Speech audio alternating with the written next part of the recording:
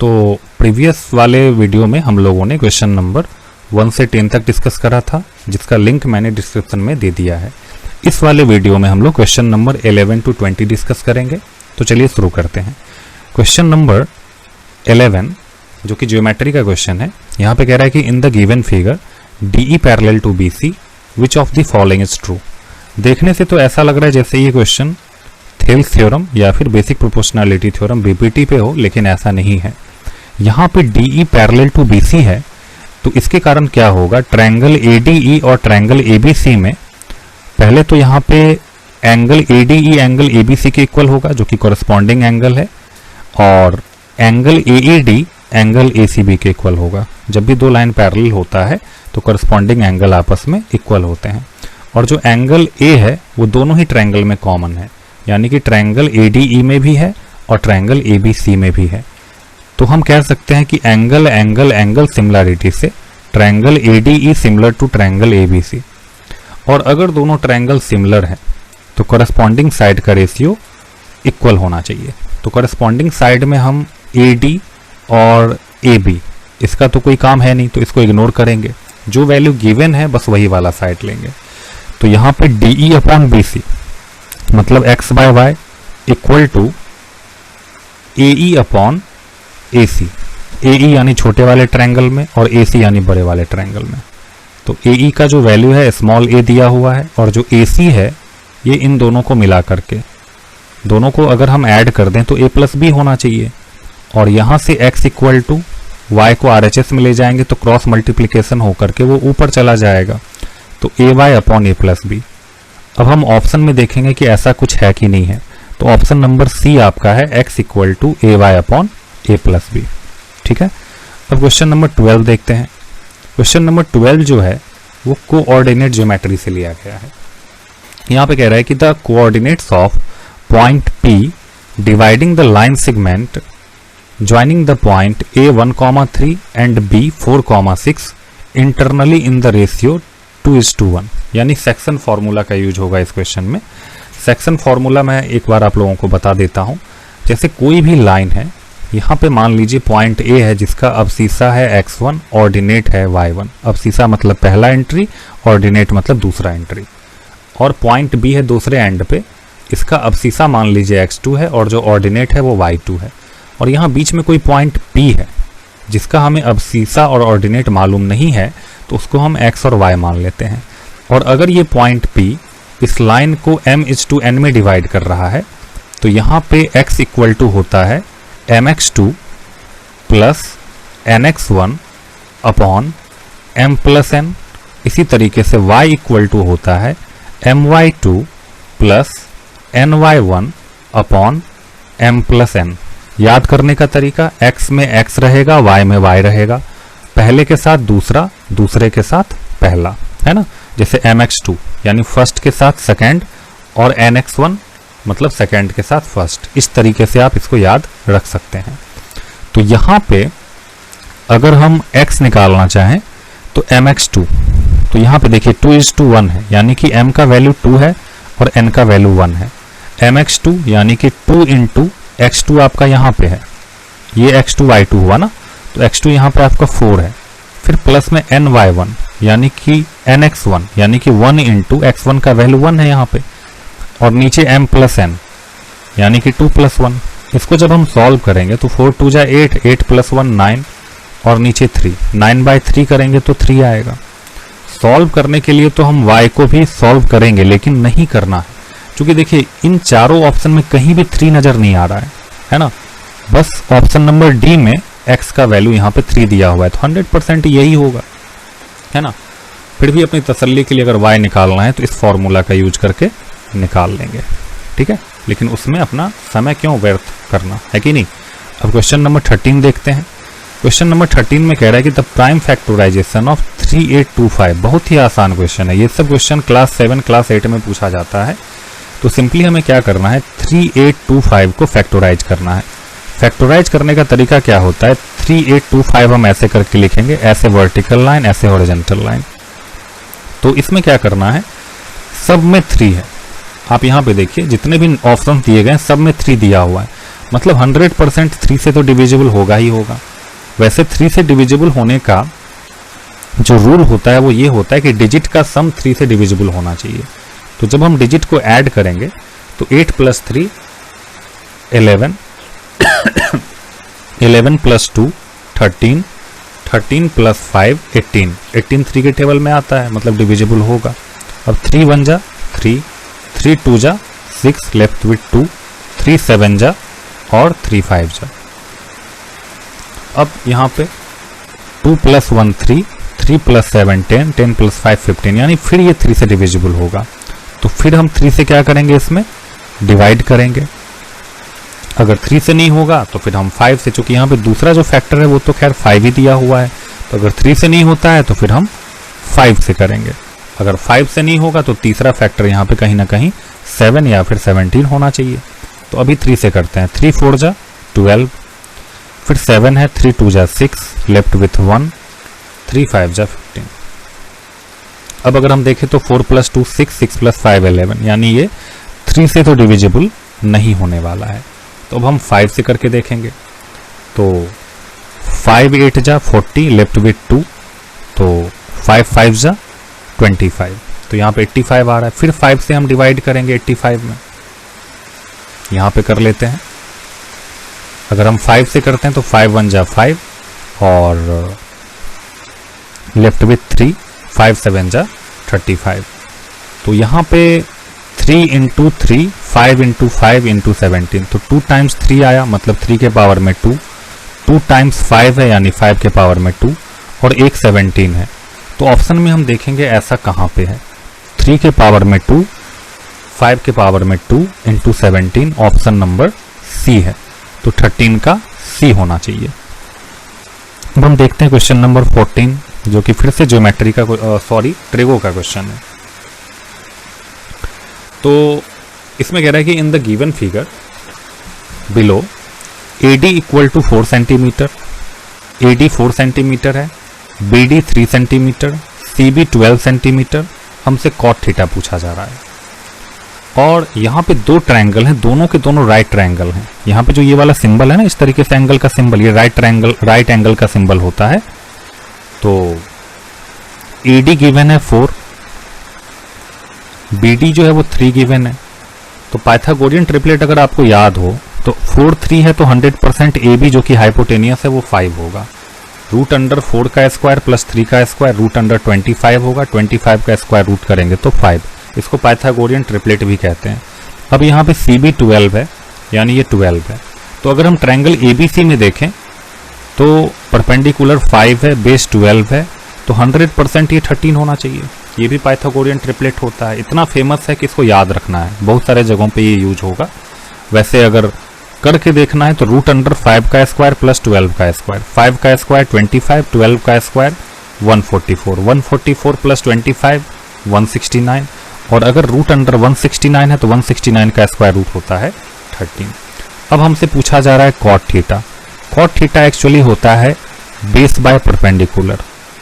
तो थीटा के हिसाब से बेस जो होगा आपका वो 12 होगा, और जो परपेंडिकुलर है वो ठीक इसके सामने वाला यानी कि 5 होगा। तो B/P का मतलब है 5/12। तो आपका जो आंसर है वो B होना चाहिए, यानी 14 का B होगा। बेस बाय परपेंडिकुलर है, माफ कीजिएगा, बेस बाय परपेंडिकुलर मतलब यहाँ पे बेस 12 है और जो परपेंडिकुलर है वो 5 है, यानी आपका ऑप्शन नंबर D होना चाहिए। ठीक है, अब देखते हैं नेक्स्ट क्वेश्चन, क्वेश्चन नंबर 15। ये लीनियर इक्वेशन का क्वेश्चन है। देखने से लग रहा है जैसे कि मेंसुरेशन का हो, लेकिन ऐसा नहीं है, ये लीनियर इक्वेशन का क्वेश्चन है। रेक्टेंगल की प्रॉपर्टी क्या होती है ना कि अपोजिट साइड इक्वल होता है, यानी x + y जो है, जो x + y है वो 12 के इक्वल होगा, और जो x - y है वो 8 के इक्वल होगा। क्योंकि opposite side of rectangle are equal, तो CD के अपोजिट AB है और AD के अपोजिट BC है, तो अपोजिट साइड इक्वल होंगे। ये इक्वेशन नंबर 1 है, ये इक्वेशन नंबर 2 है। दोनों को अगर हम ऐड करते हैं तो y से y कैंसिल, चूंकि प्लस y है माइनस y है, और x + x क्या होना चाहिए 2x। तो 2x = 12 + 8 20, तो x का वैल्यू यहाँ से क्या आ जाएगा 10 आ जाएगा। और x की वैल्यू 10 अगर हम यहाँ पे पुट कर दें तो RHS में जाकर के माइनस होगा तो y इक्वल टू 2। तो x का वैल्यू 10 और y का वैल्यू 2, ऑप्शन नंबर ए। इस वाले क्वेश्चन में भी x का ही वैल्यू निकाल के काम चल जाता, क्योंकि x का वैल्यू 10 इस पूरे ऑप्शन में एक ही जगह है, तो उसको हम सीधा टिक कर देते, उसी से काम चल जाता हमारा। अब क्वेश्चन नंबर 16, ये ज्योमेट्री का क्वेश्चन है। In an isosceles triangle ABC, AC equal to BC, AB square equal to 2AC square, then the measure of angle C will be. जब भी ये AB square equal to 2AC square आए और major of angle C पूछा जाए तो ज़्यादा chance होता है कि एंगल 90 डिग्री ही होगा, क्योंकि देख करके ही पाइथागोरस वाला लक्षण लग रहा है यहाँ पे। तो जब भी पाइथागोरस है मतलब एंगल 90 डिग्री ही होना चाहिए। फिर भी आपको बताते हैं होगा कैसे। एक आइसोसेलेस ट्रायंगल है जिसमें AC BC के इक्वल है। तो मान लेते हैं ये AC है और ये BC है, ये दोनों इक्वल है, ठीक है। और AB square equal to 2AC square दिया हुआ है। तो AB square equal to 2AC square को हम लिख सकते हैं AC square plus AC square. और चूंकि AC जो है वो BC के इक्वल है तो AC square plus BC square भी लिखा जा सकता है। तो अगर AB स्क्वायर यानी कि ये वाला इन दोनों के स्क्वायर के AC square plus BC square के इक्वल है, मतलब AB स्क्वायर लॉन्गेस्ट साइड हुआ और एक तरीके से ये हाइपोटेनियस हुआ। और अगर ऐसा सिचुएशन है मतलब ये कन्वर्स ऑफ पाइथागोरस थ्योरम हुआ। और कन्वर्स ऑफ पाइथागोरस थ्योरम ये कहता है कि अगर वन साइड का स्क्वायर अदर टू साइड के स्क्वायर के सम के बराबर है तो जो पहला वाला साइड है उसके अपोजिट वाला एंगल 90 डिग्री होगा, यानी एंगल C जो है वो 90 डिग्री होगा। तो कभी भी ऐसा क्वेश्चन मिले तो आप डायरेक्ट भी 90 डिग्री बता सकते हैं, और अगर सॉल्व करना हो तो सॉल्व करके भी चेक कर सकते हैं। क्वेश्चन नंबर 17 जो है ये पॉलिनोमियल से लिया गया है। यहाँ पे कह रहा है कि if -1 is a zero of the polynomial px equal to x square minus 7x minus 8 then the other zero is. तो आपको पता होगा कि दो रिलेशन होता है, एक अल्फा प्लस बीटा वाला और एक अल्फा इंटू बीटा वाला। तो alpha plus beta equal to होता है माइनस b/a, यानी कि कहीं पे अगर ax square plus bx plus c के फॉर्मेट में कोई पॉलिनोमियल है तो alpha plus beta equal to होता है माइनस b/a। माइनस b का मतलब x का कोफिशिएंट। तो यहाँ इस क्वेश्चन में x का कोफिशिएंट यानी x के मल्टीप्लिकेशन में -7 है, तो माइनस ब्रैकेट के अंदर -7। इसमें बहुत सारे बच्चे गलती करते हैं, बस एक ही माइनस लेते हैं, जबकि यहाँ पहले से माइनस है और यहाँ पे -7 है। तो माइनस ब्रैकेट के अंदर -7 लिखना जरूरी है। और एक्स स्क्वायर का कोफिशिएंट कुछ नहीं है, मतलब a का वैल्यू 1 होगा। तो माइनस माइनस प्लस 7, 1 से डिवाइड करेंगे तो 7 ही होगा। और इसमें 1 0 हमें पता है -1, तो -1 प्लस बीटा इक्वल टू 7। तो यहाँ से बीटा इक्वल टू क्या हो जाएगा 7 + 1 यानी कि 8 हो जाना चाहिए। तो ऑप्शन नंबर ए से लेकर के डी तक में ऑप्शन नंबर डी आपका 8 दिया हुआ है, तो 17 का डी होना चाहिए। अब हम देखते हैं क्वेश्चन नंबर 18। क्वेश्चन नंबर 18 में क्या कह रहा है कि in a throw of pair of dice the probability of the same number on each die is. याद रखिएगा जब हम दो डाई को थ्रो करते हैं तो टोटल पॉसिबल आउटकम 36 होता है। जैसे 1 1 1 2 1 3, इसी तरीके से 2 1 2 2 2 3 3 1 3 2 3 3 4 1, इस तरीके से करके टोटल 36 होता है। अगर आप 1 डाई को थ्रो करते हैं तो 6 होता है। अगर आप 3 डाई को थ्रो करते हैं तो 6 × 6 × 6, और इसी तरीके से चलता चला जाता है। लेकिन 3 डाई वाला क्वेश्चन आपको नहीं आएगा। तो 2 डाई को जब हम थ्रो करते हैं तो टोटल पॉसिबल आउटकम होता है 36। उसमें दोनों डाई पे सेम नंबर, इसी सेम नंबर की जगह पे ना डबलेट लिखा हुआ भी आता है, तो कंफ्यूज नहीं होना है। सेम नंबर आने का मतलब है दोनों डाई पे 1 1 आ जाना, या फिर 2 2 आ जाना, या फिर 3 3 आ जाना, या फिर 4 4, या फिर 5 5, या फिर 6 6। तो ये आपका फेवरेबल आउटकम है। दोनों पे सेम नंबर आना 6 तरीके से हो सकता है, 1 1 2 2 3 3 4 4 5 5, या फिर 6 6। और टोटल पॉसिबल आउटकम जो होता है ये याद रखिएगा आप, while we throw 2 dice total possible outcome will be 36। ये याद रखना है, कहीं पे नोट कर लीजिए। और फेवरेबल आउटकम आपका है 6, तो 6/36, तो ये क्या होगा 1/6। तो हम ऑप्शन में देखेंगे कि कौन सा ऑप्शन है, तो 18 का ऑप्शन नंबर ए होना चाहिए। अब हम देखते हैं क्वेश्चन नंबर 19। क्वेश्चन नंबर 19 जो है वो कोऑर्डिनेट ज्योमेट्री से लिया गया है। इससे पहले एक और क्वेश्चन था, ये दूसरा क्वेश्चन है। The midpoint of this and this equal to this, find the value of p plus q. तो मिड पॉइंट आपको बता दें इस तरीके से, मान लीजिए यहाँ पे x1 y1 है, यहाँ पे x2 y2 है, और इसके मिड में कोई पॉइंट है जो हमें निकालना है जो कि xy है। तो x इक्वल टू होता है x1 प्लस x2 अपॉन 2 और y इक्वल टू होता है y1 प्लस y2 अपॉन 2। आप लोगों को पता भी होगा पहले से। तो यहाँ पे जो मिड पॉइंट है वो 2,6 दिया हुआ है, यानी कि 2 equal to x1 plus x2, यानी कि 3p प्लस में -2 अपॉन 2। इसको सॉल्व करेंगे तो p का वैल्यू मिलेगा। तो यहां से क्रॉस मल्टीप्लीकेशन 2 2 जा 4, 4 इक्वल टू 3p माइनस 2। तो यहां से 3p का वैल्यू 6 हो जाना चाहिए। तो p का वैल्यू निकालेंगे तो 6 में 3 से डिवाइड करना होगा, चूंकि 3p इक्वल टू 6 है तो p इक्वल टू 6/3। तो p का वैल्यू 2 होगा, ठीक है ना। इसी तरीके से q का वैल्यू निकाल लेंगे। q का वैल्यू निकालने के लिए y1 प्लस y2/2 करना होगा। तो 6 इक्वल टू, चूंकि मिड पॉइंट में यहाँ पे 2,6 दिया हुआ है तो y का वैल्यू 6 पता है हमें।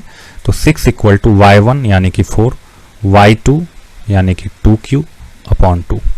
तो दिस इज इम्प्लाइज 2 को इधर लाएंगे तो 6 2 जा 12 इक्वल टू 4 प्लस 2q। तो this is implies 2q equal to 12 minus 4। This is implies 2q equal to 12 में से 4 माइनस करेंगे तो 8 होना चाहिए। तो यहां से q equal to 8 divided by 2 जो कि 4 होगा। तो q का जो वैल्यू है वो 4 है और जो p का वैल्यू है वो 2 है। 2 प्लस 4 करेंगे तो क्या होना चाहिए 6। तो 19 का ऑप्शन नंबर बी होना चाहिए। तो अब देखते हैं question number 20। The decimal expansion of 146 upon 120 will terminate after how many places of decimal. तो यहाँ पे देखिए जैसे कि ये 147 अपॉन 120 है। तो सबसे पहले तो हम ये देखेंगे कि ऊपर नीचे कैंसिल कर सकते हैं कि नहीं कर सकते हैं। 147, 4 प्लस 1 5, 5 प्लस 7 12, 3 से डिविजिबल है। नीचे 2 प्लस 1 3, 3 प्लस 0 3, यानी कि ये भी 3 से डिविजिबल है। तो कैंसिल करेंगे तो ये ऊपर होना चाहिए 3 4 जा 12, लेफ्ट विथ 2 यानी 27। तो 3 9 जा और नीचे 3 4 जा 12 होता है, यानी कि 40 होना चाहिए। तो आपका जो नंबर है वो आया 49 अपॉन 40। 49 को ऐसे ही रहने देंगे। 40 का जब प्राइम फैक्टराइजेशन करेंगे तो ये आपका होना चाहिए 2 से 20, फिर 2 से तो 10, फिर 2 से तो 5, यानी इसको हम लिख सकते हैं 2 के पावर में 3 इंटू 5। 2 के पावर में 3 है और 5 के पावर में 1 है। तो सिंपल सी बात है 2 और 5 ही है बस प्राइम फैक्टर में, तो 100% ये टर्मिनेटिंग होगा। अब बस आपको इसमें ये नोटिस करना है कि 2 के पावर में ज़्यादा नंबर है या फिर 5 के पावर में बड़ा नंबर है। तो चूंकि 2 के पावर में बड़ा नंबर है और वो नंबर 3 है, मतलब 3 प्लेस के बाद ये टर्मिनेट करेगा, है ना। तो ऑप्शन नंबर सी होना चाहिए। मान लीजिए अगर यहाँ पे 5 के पावर में 4 होता तो 4 प्लेस हो जाता। अगर 2 के पावर में 6 होता, मतलब जिसके पावर में ज़्यादा होगा उतने प्लेस तक ये डेसिमल एक्सपेंशन इसका जाएगा। तो ये था हमारा क्वेश्चन नंबर 11 to 20। तो अगले वीडियो में हम लोग क्वेश्चन नंबर 21 to 30 डिस्कस करेंगे। मिलते हैं अगले वीडियो में। धन्यवाद।